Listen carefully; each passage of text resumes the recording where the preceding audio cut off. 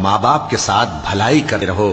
اگر ان میں سے ایک یا دونوں تمہارے سامنے بڑھاپے کو پہنچ جائیں تو ان کو اف تک نہ کہنا اور نہ انہیں جھڑکنا، اور ان سے بات ادب کے ساتھ کرنا، اور عجز و نیاز سے ان کے آگے جھکے رہو اور ان کے حق میں دعا کرو کہ اے پروردگار، جیسا انہوں نے مجھے بچپن میں شفقت سے پرورش کیا ہے، تو بھی ان کے حال پر رحمت فرما۔ جو کچھ تمہارے دلوں میں ہے تمہارا پروردگار اس سے بخوبی واقف ہے۔ اگر تم نیک ہوگے تو وہ رجوع لانے والوں کو بخش دینے والا ہے۔ اور رشتہ داروں اور محتاجوں اور مسافروں کو ان کا حق ادا کرو، اور فضول خرچی سے مال نہ اڑاؤ کہ فضول خرچی کرنے والے تو شیطان کے بھائی ہیں، اور شیطان اپنے پروردگار کی نعمتوں کا کفران کرنے والا یعنی ناشکرا ہے۔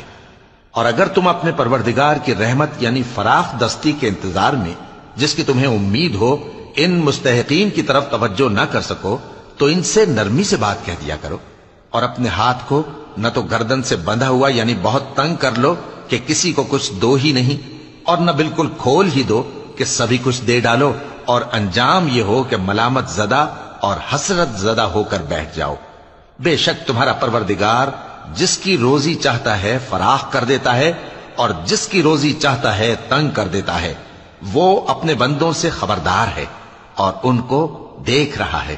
اور اپنی اولاد کو مفلسی کے خوف سے قتل نہ کرنا، کیونکہ ان کو اور تم کو ہم ہی رزق دیتے ہیں۔ کچھ شک نہیں کہ ان کا مار ڈالنا بڑا سخت گناہ ہے۔ اور زنا کے پاس بھی نہ جانا کہ وہ بے حیائی ہے اور بری راہ ہے۔ اور جس جاندار کا مارنا اللہ نے حرام کیا ہے اسے قتل نہ کرنا مگر جائز طور پر یعنی بفتوائے شریعت۔ اور جو شخص ظلم سے قتل کیا جائے ہم نے اس کے وارث کو اختیار دیا ہے کہ ظالم قاتل سے بدلہ لے، تو اس کو چاہیے کہ قتل کے قصاص میں زیادتی نہ کرے کہ وہ منصور و فتح یاب ہے۔ اور یتیم کے مال کے پاس بھی نہ پھٹکنا مگر ایسے طریق سے کہ بہت بہتر ہو، یہاں تک کہ وہ جوانی کو پہنچ جائے۔ اور عہد کو پورا کرو کہ عہد کے بارے میں ضرور پرسش ہوگی۔ اور جب کوئی چیز ناپ کر دینے لگو تو پیمانہ پورا بھرا کرو، اور جب تول کر دو تو ترازو سیدھی رکھ کر تولا کرو، یہ بہت اچھی بات اور انجام کے لحاظ سے بھی بہت بہتر ہے۔ اور اے بندے، جس چیز کا تجھے علم نہیں اس کے پیچھے نہ پڑ کہ کان اور آنکھ اور دل ان سب اعضاء کے بارے میں ضرور باس پرس ہوگی۔